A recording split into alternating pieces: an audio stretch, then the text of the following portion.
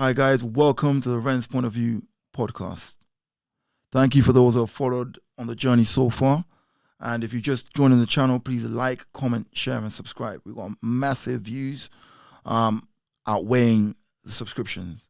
And it's good for the algorithm. So please like, comment, share, and subscribe. Today's guest is a very innovative, entrepreneurial, positive, forward-thinking young man.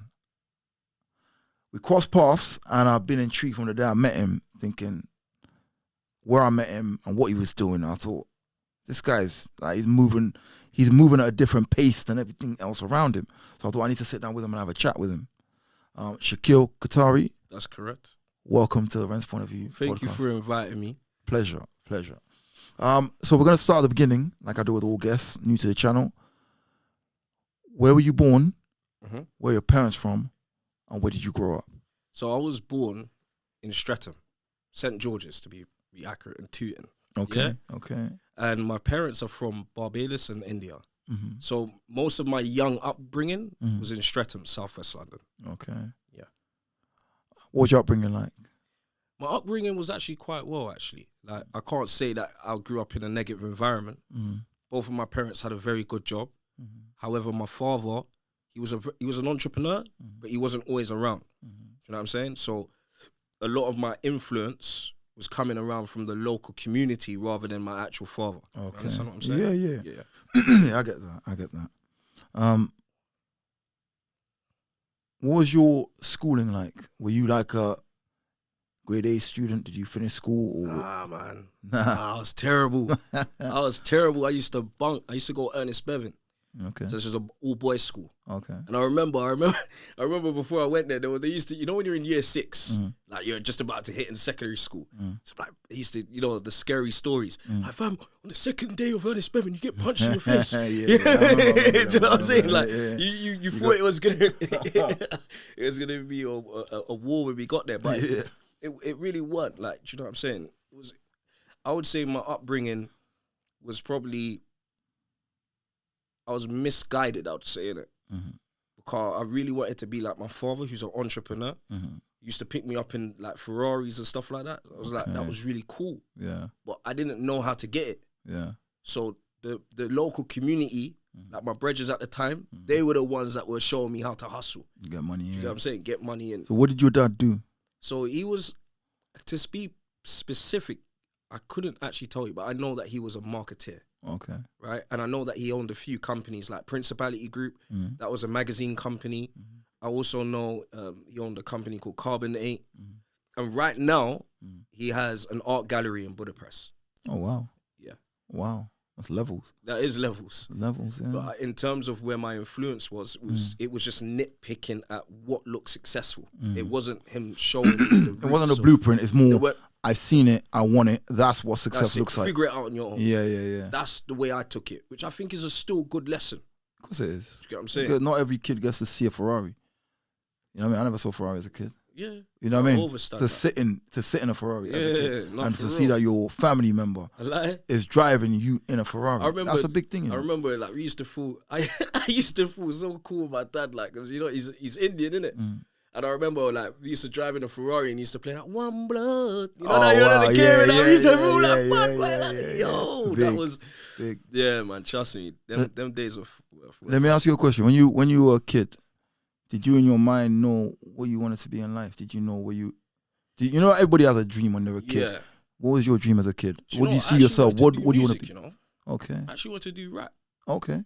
And I got a few bars. Nice. You know what I'm saying? Nice, to be fair. Yeah. But yeah, that was my thing. I always knew I wanted to be a businessman. I just didn't know how. Okay. Do you get what I'm saying? I thought my dad was going to give me the blueprint. You know what I'm saying? Like, you're next in line, son. Yeah. Nah. Go get in the world, get out in the world, get it yourself. You know what I mean? That's right. Okay. So what makes you tick? In terms of, like, what makes me who I am today? What makes you tick? Like, it's a very generic and vague question, but like, what motivates me? Yeah. To be successful? Do you mean to be who you are? To be who I am. You know what I mean? Like, what motivates you? Like, if success is a motivation, then so be it. What makes you tick? I think, really and truly, I've never liked authority. Okay. Do you understand what I mean? Now, like in terms of authority, I mean someone telling me what to do that doesn't make sense. Like I will question everything. Okay. Like, I have to understand why X is Y, Z, or whatever. Yeah. Do you understand? That's what made me tick. So I had to find something. Yeah. But out of my frustration of trying to find something, because at first you think it's about the money. It's about the money. How can I make money? How can I make money? That's the ideology that most of us have. But you know what the truth of the matter is? Forget about the money. Focus on solving the problem was the hardest thing I had to tell myself. Because I knew that I was stepping into an industry, a world that I didn't understand. So now I had to change my currency, which was reputation. Which was reputation? That's correct. Okay. Like I needed people to know that I was serious about whatever I was putting my mind to. Yeah. Do you get what I'm saying? Yeah, I get it. Especially when you're new into something, you don't really know what's what. Do you get what I'm saying? I get what you're saying. So off camera a minute ago, you were talking about your first flirting with entrepreneurialism. Yeah. So when you first time you got into it. Okay. Do you mind? When I was about 19 years old, I had to get a job because I was put on tag. Yeah. I couldn't keep up with the same nonsense I was keeping up with, so I had to find something else. So what I did is I used to work for a company called eCourier. It's basically like eCourier. Okay, eCourier. So it's basically like Yodel, basically like Royal Mail, same type of company. And what it was is there was one day where they guarantee you £400 a week. You know, if you commit to 5 days. It was just one day my boat What do you mean commit to? So if you work full 5 days, you get £400 a week? Guaranteed. Okay, yeah. Guaranteed. And then, you know, whatever jobs that you hit, because you get paid per delivery. Yeah. Do you know what I'm saying? So whatever jobs that you hit above that, of course, you're going to make more money. Yeah. But this one day, which was a Friday, my bike broke down. So I wasn't guaranteed that money and I made £70. For a whole week? Stressed, yeah, bro. Yeah, wow. I was stressed. And you can imagine at the time I was living with my girl. Imagine coming back to your house for £70 because you know what I'm saying? Like the confidence of being a man wasn't there. And what it was is I ended up working with Deliveroo. And this is when they started out. So right when I was 19 years old, they were just a new company, new startup company, probably a year to 2 years old. But I was fortunate enough to meet Will, founder. And I was interested about how they were running this operation. Like, so for example, when I used to work for eCourier, I used to get a clunky PDA device. And every time I finish a job, they would sign it off. But with Deliveroo, they're giving me a job through my iPhone. So immediately I was like, I've got so much cost. You're not even buying devices. You're using my device. And I was looking at everyone at the table thinking, are you lot not excited? Like, what's going on? Like, are you not seeing where you are, what innovation is in front of you? Yeah. That's what ticked in my mind. Yeah. I was like, raw. But I left that, obviously being a job hole. You know, when you find a better job, you go for the better salary. Yeah. So there was You're chasing the money at that point. Yeah, do you understand? Chasing the money. So there was a company called Gin. They're not around anymore, but it was a personal shopper. 60-minute courier service. And I remember, I know God wanted me to see something, bro. I'm a firm believer of God. You understand? Yeah, same as that. He made me see something. What do I mean? Every person that goes to that office waits for them downstairs in the communal area. I went upstairs. And when I went upstairs, I looked in the office and I saw one guy in the office, no team, nothing apart from a laptop. And they've got about 40 drivers paying me £600 a week. So they're paying them £600 a week. So in my head, nah. I'll just come from Deliveroo watching them track drivers through a phone to seeing a man in the office with just one laptop, a Mac, sipping a McDonald's cup, going and everybody's slurping, everybody's downstairs working for him. No, it's just a big, like, it's like biz space. It's like you got different rooms. You understand? And in one room, they got their little setup. You understand what I'm saying? And in that setup, there was just one table and a chair, and this guy drinking out of a McDonald's. I was thinking, bro, this is mad. Like, what's going on here? Because I'm seeing there's limited costs now. Yeah. So in my head, it's like, I can do this. Yeah. And I remember one day I got fired from Gin. I got fired. And I remember the founder, Leon, with his Rolex on. Downstairs, sorry, Shaquel, we got to let you go. I was like, Leon, I want to start this myself. I want to do a copy. I want to do it. That's what I did, innit? And I was naive because it's not as easy to copy a business. No. There's a lot that goes behind the scenes. Yeah. I only knew something from a delivery driver perspective. Yeah. But God wanted me to continue, bro. So I did. I created a company called Time Saver, which is basically a 60-minute courier service. I paid someone like £200 to make me a WordPress website. It was rubbish, man.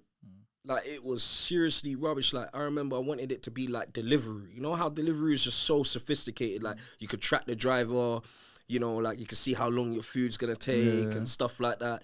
That's what I wanted to have. But getting something like that would have cost me £30,000, bro. Of course, That was a madness.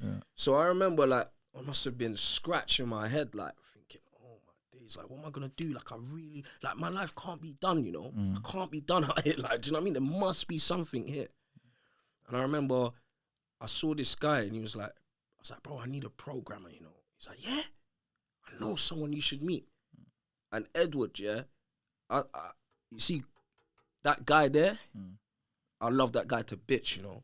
You see, when I met him, he asked me for 50% of my company. And I laughed at him arrogantly. You want me to give you 50% of my company just because of what's in your head, bro? Am I losing it? He's like, do it yourself then.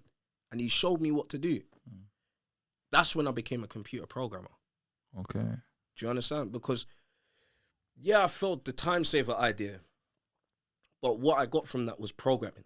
Because I knew I could build anything from my mind and I could put it out there at a low cost.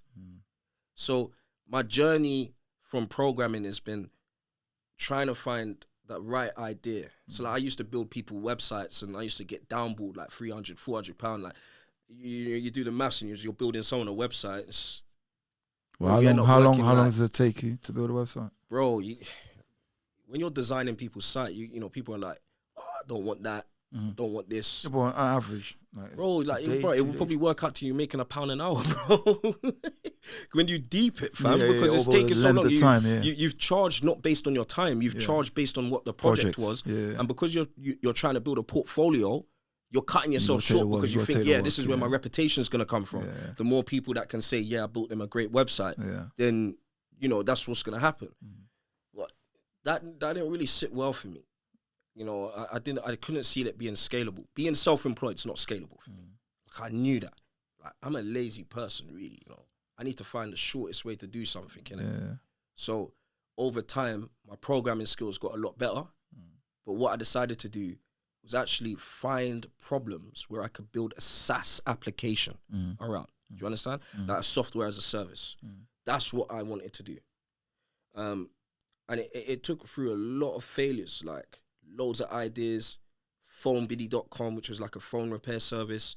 Like, for example, if you broke your phone, you went online to phonebiddy.com and the phone repair technicians would bid against each other to repair your phone. The phone repair industry hated me for that idea. Oh, wow. It was like, oh, you're bidding to zero. I went viral on Facebook. Oh, wow. In the group. It's like, oh, they're making memes off me and that. Trust me.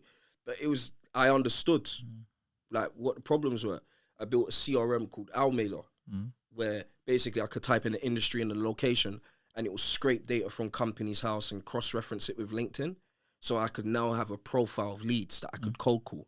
Because like the Wolf of Wall Street, that sort of sales and marketing, I loved. And I knew that if I could build technology around it, then I kind of got an upper hand. Because when you're doing sales or marketing, you're only going to be listened to if you're successful based on your financial income.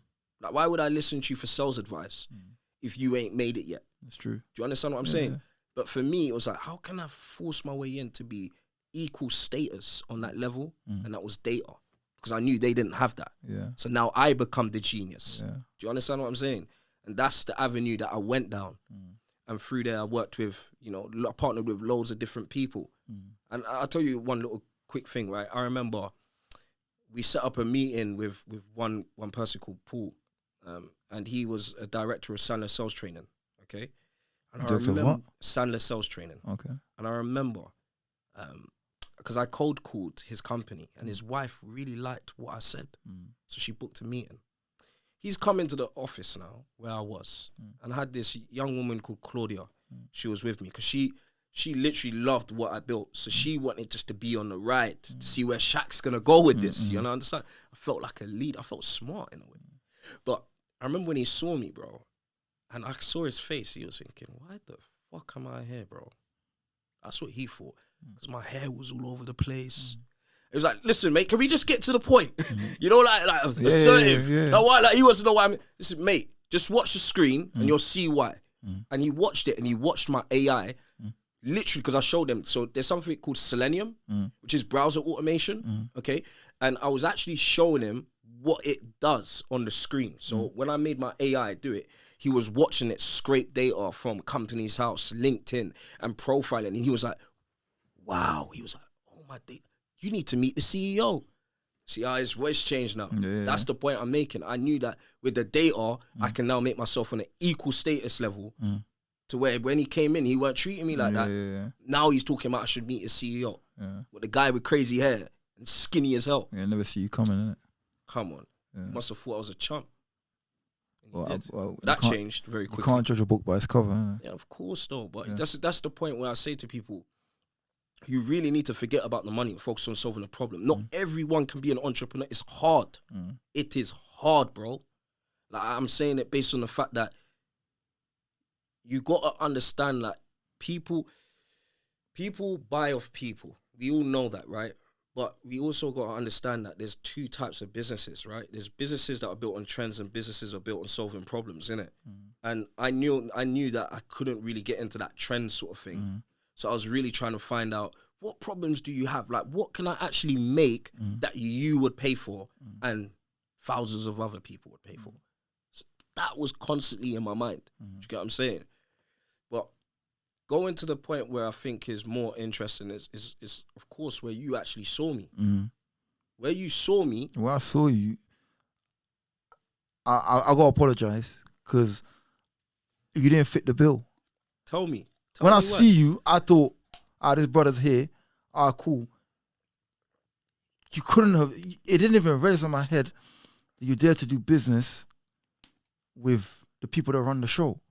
Because I thought, you know what I mean? Because I approached you, spoke to you, and you were like, yeah, no, I'm waiting for that person. And I was like, hold on. Then I went and done my research. You didn't tell me what you did you? No, I went and done my research. I went to the person, I was like, there's a guy there waiting for you.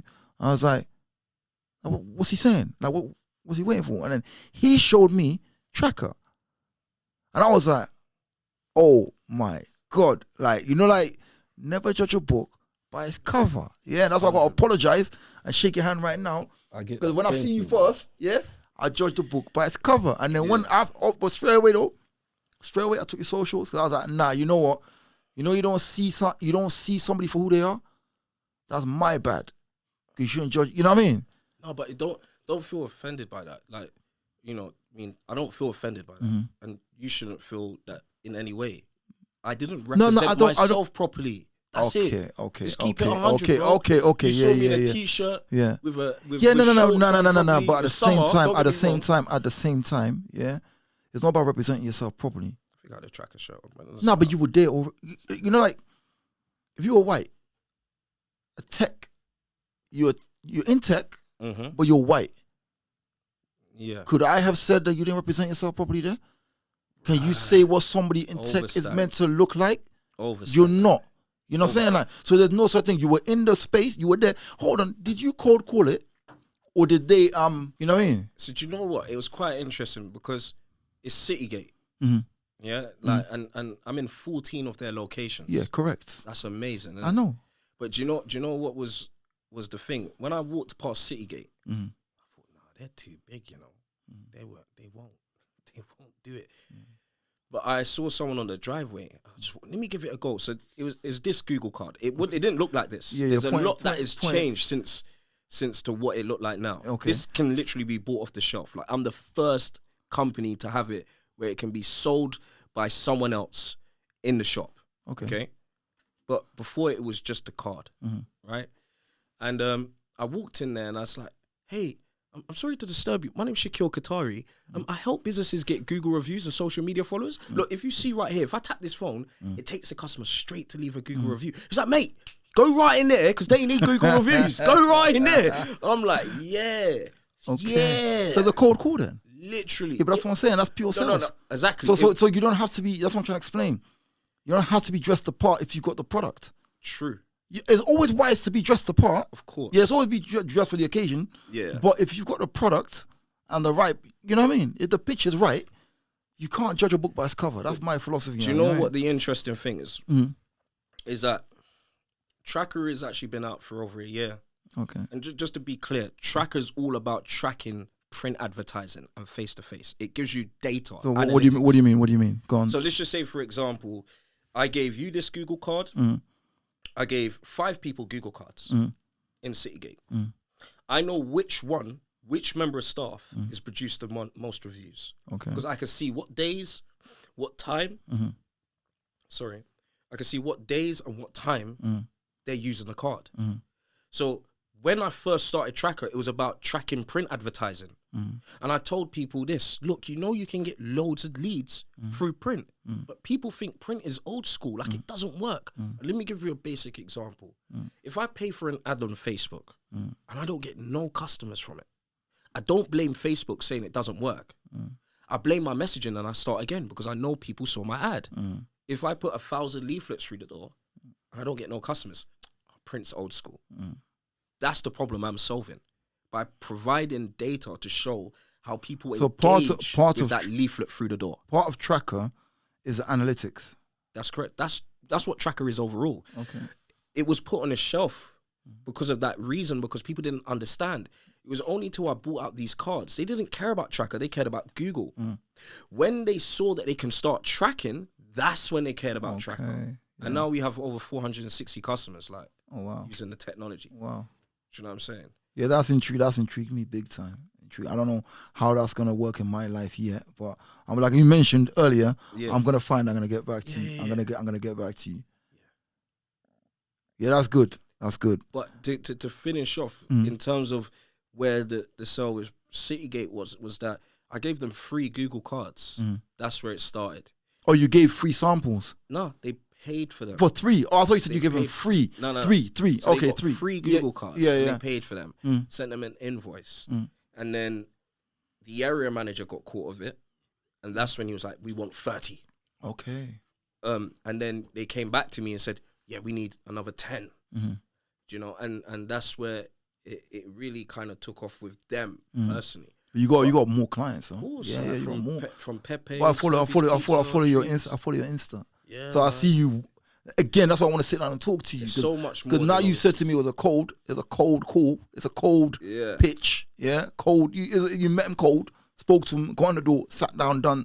And I see you doing it all the time. You know what I mean? Yes. So that's what I respect. You know what I mean? Because people got ideas all day long. I got ideas all day long. But it's about the guy that executes it, isn't it? Yeah, so let me just briefly talk on that. So what I do is something called rapid application development. Okay. Which means I will build a software live, okay, getting the feedback from the people, okay, on what to build next. I always build my ideas crap to start with. Why? Because I know you're going to criticize it and I'm going to get more answers on how to improve it rather than you saying it's good. Very true. Do you understand? True, yeah. So that's what I do. Yeah. And with that ideology, this is why it's important as a software developer, because a lot of software developers are timid. That's why you might, when you saw me, you wouldn't have thought I was a no way I would have thought you were tech. Because you don't find developers that will go out and actually talk to people and say, hey, yo, this is my product. This is that. No. And they'd have somebody else alongside them that does the sales. That's correct. You know what I mean? But I was that. Yeah, you are that. That's it. You are that. You could play either side of the coin, which is... That's essentially how it grew. But, in terms of like this space, like you will find loads of companies doing NFC cards and stuff like that. And that's great. What I tried to do different was by providing data. Then I thought to myself, okay, let me take it a step further. So I created the first ever AI business card. And what this does is it's shorter. So this stores customer data directly into any CRM system, literally. Like you tap this card on someone's phone, you'll get their name, their phone number through WhatsApp. And Travis will schedule a call back for you. And that is true innovation. So is that your CRM or any CRM? Any CRM. You can connect it into Salesforce. You can connect it into HubSpot. Literally, you tap this card, it will be stored in your database. Oh, wow. So that's where I've innovated the game. And I done that by creating an API. So for all the tech heads, make sure you go to tracker.co.uk and you can check out our API and you can start configuring this business card into your CRM system. Wow. Yeah. Which is probably like a lot technical, which you probably need to break down at us. No, that's cool. That's cool. And I think that, yeah, we're going to have to do this again. Absolutely. Yeah, it's a short introduction. Welcome in, Shaq. Yeah, no, absolutely. I'm just going to let you guys know it's completely my fault why Nah, it's all good. It's all good. Yeah. But you don't understand what. Big up Reading Grill. Yeah, because the delivery driver, he took me here, you know. I'm telling you. All right, we're going to catch up again. Yeah, we're going to do another show at some point. Yeah, I'm going to put all your links to the video below. Yeah, absolutely. Yeah? Guys, thanks for if you're following us on the ride, please like, comment, share, and subscribe. It does help with the algorithm. Thanks for watching. Bye.